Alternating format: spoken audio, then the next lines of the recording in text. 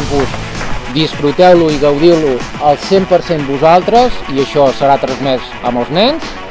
5 setmanes, 25 dies, 5 hores cada dia, el campus ha de passar volant, tant a vosaltres com als nens. Si a vosaltres passa volant perquè us ho esteu passant bé, perquè veniu supermotivats, els nens volaran.